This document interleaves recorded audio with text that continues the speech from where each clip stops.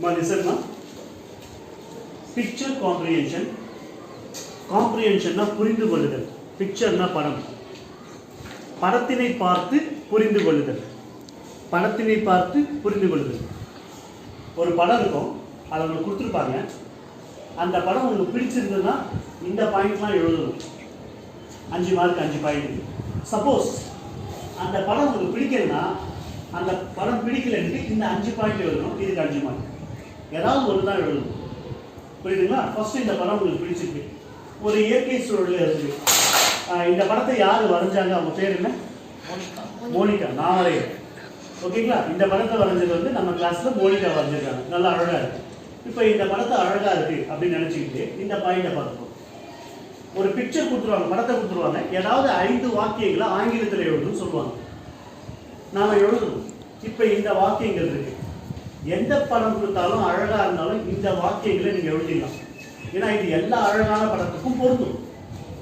இந்த படத்துக்கு மட்டும் இல்லை, எந்த அழகான படமாக இருந்தாலும் இதனுடைய அர்த்தத்தை நீங்க தெரிஞ்சு மனசுல பதிய வச்சுக்கிட்டீங்கன்னா எந்த அழகான படம் கொடுத்தாலும் இந்த 5 பாயிண்ட்ஸை நீங்க எழுதுனீங்கன்னா உங்களுக்கு கன்ஃபார்மா 5 மார்க். புரியுதுங்களா? ஏன்னா அந்த படத்தோட சம்பந்தப்பட்டது. This picture is beautiful. இந்த படம் பார்க்கறதுக்கு அழகா இருக்கா? அழகா இருக்கா? நம்பிதான் அழகா இருக்கு.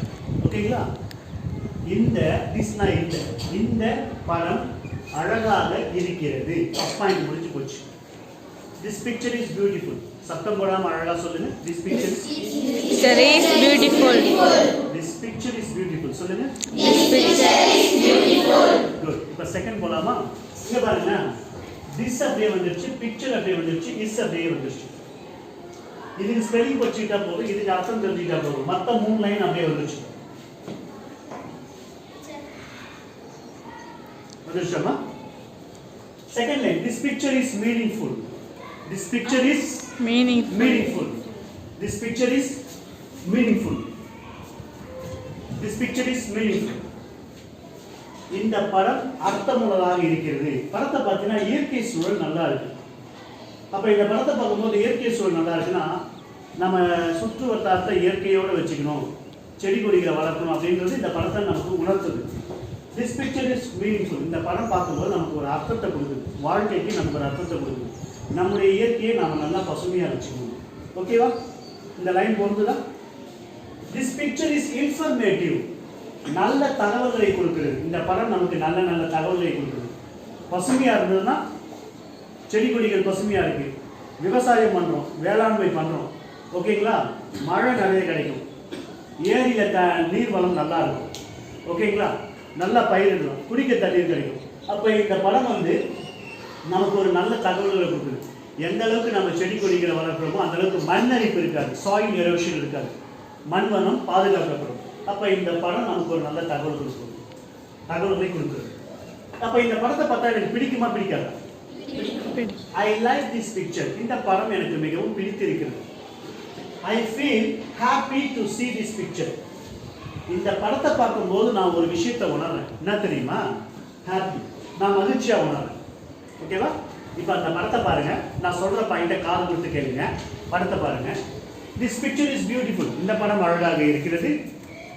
This picture is meaningful. இந்த படம் நமக்கு நல்ல கருத்தினை தருகிறது. This picture is informative. இந்த படம் நமக்கு நல்ல தகவல்களை தருகிறது. I like this picture. இந்த படம் எனக்கு மிகவும் பிடித்திருக்கிறது.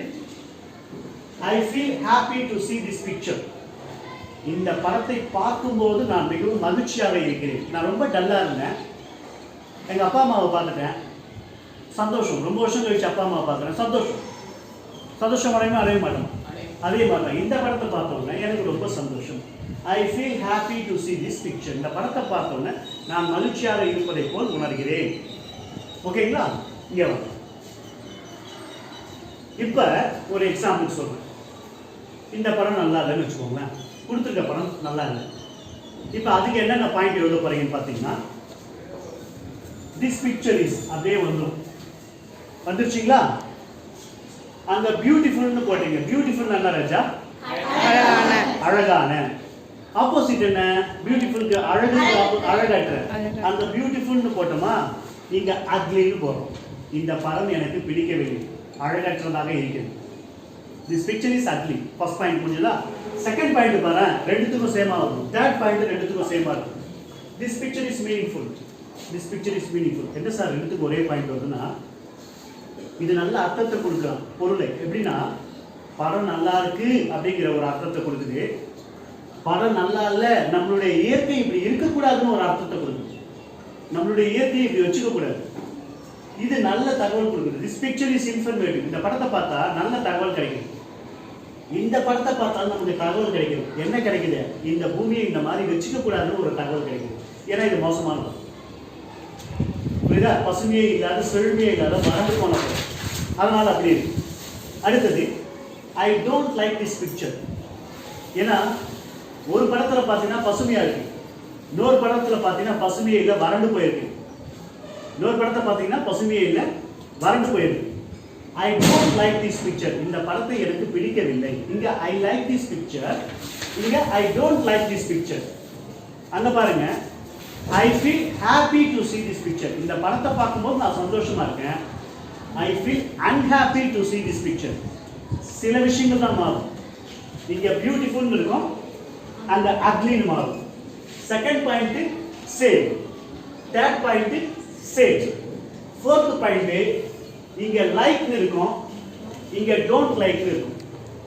ஃபிஃப்த் பாயிண்ட் ரொம்ப ஈஸி, இங்க ஹாப்பின்னு இருக்கும், அங்க அன்ஹாப்பின்னு இருக்கும். அப்ப இந்த 5 பாயிண்ட்ஸை படிச்சிங்கனாலே போதும், புரிஞ்சு படிச்சிங்கனாலே போதும். பியூட்டிஃபுல்ங்கிற இடத்துல அக்லின்னு போடணும், செகண்டும் தேர்டும் ஒன்று தான். அங்கே லைக்னு போடுவோம், இங்கே டோன்ட் லைக்னு போடுவோம், அங்கே ஹாப்பின்னு போடுவோம், இங்கே அன்ஹாப்பின்னு போடுவோம். எக்ஸாம் ஹாலில் கொஷின் பேப்பரில் பிக்சர் காம்ப்ளிகேஷன் படத்தை கொடுப்பாங்க. அது நல்ல படமாக இருந்ததுன்னா, உனக்கு பிடிச்சிருந்ததுன்னா இந்த 5 பாயிண்ட்டு, அந்த படம் உனக்கு பிடிக்கலன்னா இந்த 5 பாயிண்ட்டு. 5 பாயிண்ட்டும் எழுதக்கூடாது. ரெண்டாவது உங்கள் விருப்பத்துக்கு தகுந்த மாதிரி நீங்கள் எழுதணும். புரியுதுங்களா? என்ன சந்தேகம் இருக்கா? பிக்சர் காம்ப்ரிஹென்ஷன், படத்தினை பார்த்து புரிந்து கொள்ளுதல். படத்தை பார்த்து புரிஞ்சு நல்லா இருந்தால் இந்த பாயிண்ட், நல்லா இருந்தால் இந்த பாயிண்ட். என்ன டவுட் இருக்குங்களா? தேங்க்யூ.